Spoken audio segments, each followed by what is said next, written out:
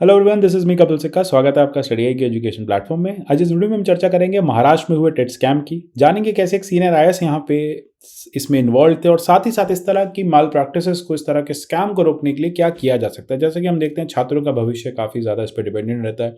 आप लोग इतने साल प्रिपरेशन करते हो, फिर जाके 3-4 साल में एक बार एग्जाम आता है, फिर एग्जाम की माल प्रैक्टिसेस के चलते वो एग्जाम कैंसिल हो जाता है या फिर फेयर रिक्रूटमेंट नहीं होता। तो ऐसे में क्या किया जा सकता है सरकार द्वारा कि फेयर रिक्रूटमेंट हो पाए। पहले जानेंगे एग्जैक्टली कि किस तरह की करप्ट प्रैक्टिसेस हुई और कैसे पुणे पुलिस ने इस रैकेट को बस्ट किया, गवर्नमेंट ऑफिशियल्स को यहाँ पे अरेस्ट किया और साथ ही साथ कैसे यहाँ पे कोचिंग इंडस्ट्रीज भी इन्वॉल्व थी इस टेट एग्जाम को लेके।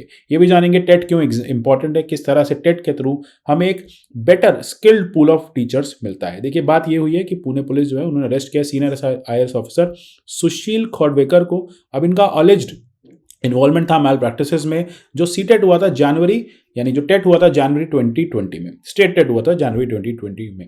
अभी उस समय डिप्टी सेक्रेटरी थे और सारा चार्ज इनके पास था, स्कूल एजुकेशन और स्पोर्ट्स ये संभालते थे। इनको थाने से अरेस्ट किया गया। इन्वेस्टिगेशन में काफ़ी ज़्यादा लैपटॉप्स, हार्ड डिस्क वगैरह जो साथ में मिली हैं, साथ में जो पोजेशन में यहाँ पे ली है, उसके थ्रू पता चल पा रहा है इन्वेस्टिगेशन एजेंसीज को कि मामला जो है वो काफ़ी ज़्यादा लोगों से जुड़ा हुआ है, बहुत तार इसमें जुड़े हैं, कोचिंग्स इन्वॉल्व हैं, प्राइवेट प्लेयर्स इन्वॉल्व हैं, आउटसाइड द गवर्नमेंट काफ़ी लोग इसमें इन्वॉल्व हैं। तो जानेंगे एग्जैक्टली ये स्कैम कैसा था।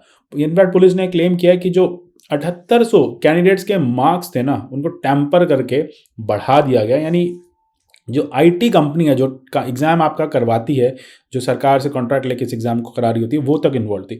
मतलब फ्रॉम टॉप टू बॉटम हर कोई इन्वॉल्व था। छात्रों का भविष्य स्टेक पे था। बहुत सारे स्टूडेंट्स एक्सपेक्ट कर रहे थे कि उनका नाम आएगा, लेकिन उनके मार्क्स जो उन्होंने जोड़े उस हिसाब से कम आए।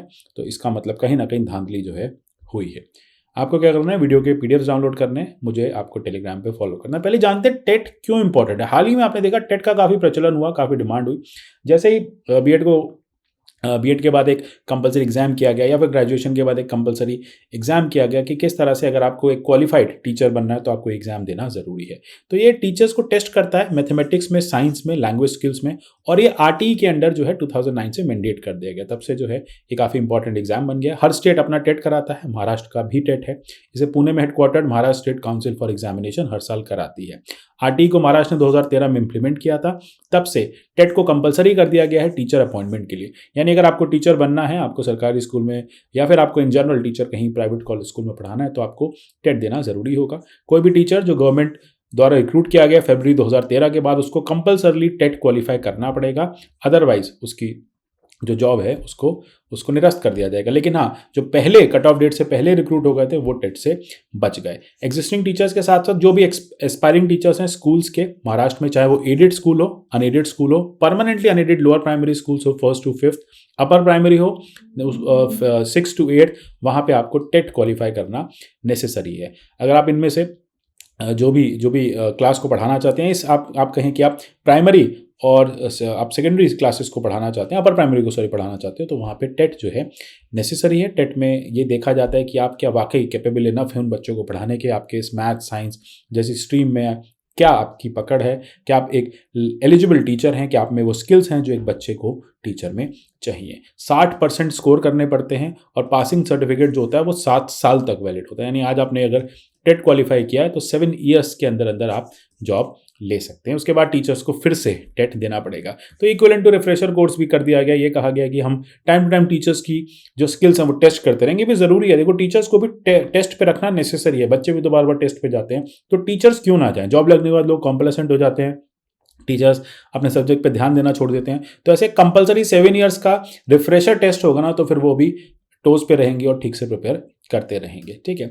साथ ही साथ बीच बीच में अगर आपको लगता है आपको अपना टेस्ट स्कोर इंप्रूव करना है, गवर्नमेंट स्कूल के लिए आपको एलिजिबल बनना है, तो आप इसको समय समय पे दे सकते हैं। कोई भी टीचर जिसने टेट क्वालिफाई नहीं किया है वो टीचर बनने के योग्य नहीं रहेगा। ठीक है। वो क्वालिफाई नहीं करेगा किसी भी गवर्नमेंट स्कूल में पढ़ाने के, प्राइवेट स्कूल में पढ़ाने के, अनएडेड स्कूल में पढ़ाने के, सेल्फ फाइनेंस स्कूल में पढ़ाने, मतलब कहीं नहीं पढ़ा सकते। टेट तो नेसेसरी है।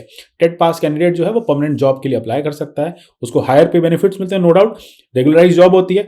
देखिए, हो सकता है आपका टेट क्वालिफाई ना हो तो आपको एडहॉक टीचर बना दिया जाए, लेकिन जब आप टेट क्वालिफाइड रहेंगे तो आप परमानेंट टीचर बनेंगे, ज़्यादा सैलरी मिलेगी। ठीक है। तो अल्टीमेटली कॉन्ट्रैक्चुअल जॉब से भी छुटकारा मिलेगा और एक अच्छी जीवन मिलेगा। और सबसे बड़ी बात है, आप अपने टीचिंग के इस पैशन को अच्छे से फुलफिल कर पाएंगे। क्या टेट वाकई में क्लियर है?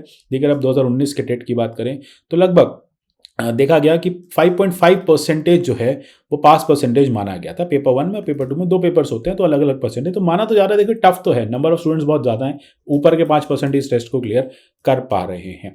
लेकिन अब देखिए, क्योंकि इतना कम क्लियर करने का रेशियो है, डिमांड ज़्यादा है, नंबर ऑफ एप्लीकेंट्स बहुत ज़्यादा हैं, तो ऐसे में धांधली होने क्या लगी कि यहाँ पे जो स्टूडेंट्स हैं वो डेस्परेट थे एग्जाम क्वालिफाई करने के, तो यहीं पे माल प्रैक्टिसेस जो हैं वो आती हैं ना। जब डिमांड ज़्यादा है, सप्लाई कम है, तो फिर ये माल प्रैक्टिसेस का रीज़न बन जाता है।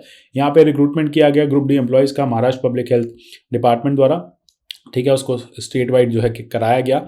अब यहाँ पे एक इनपुट आया कि पुणे पुलिस को पता चला कि पेपर इसका लीक हुआ है, साइबर क्राइम को पता चला पेपर लीक हुआ है। अब यहाँ पे सेल ने जब जाके जांच पड़ताल की, प्रीलिमिनरी प्रोब में पता चला कि पेपर लीक जो है वो सीनियर ऑफिशियल के थ्रू हुआ था, ठीक है।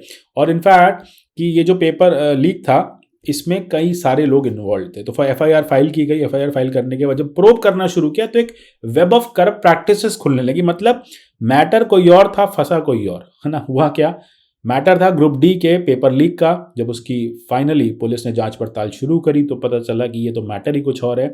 ये तो हुआ ही हुआ है लीक, इससे पहले भी जो एग्जाम्स हुए उसमें धांधलियां होती रही, और उसमें एक एग्जाम था जनवरी का 2020 का टेट।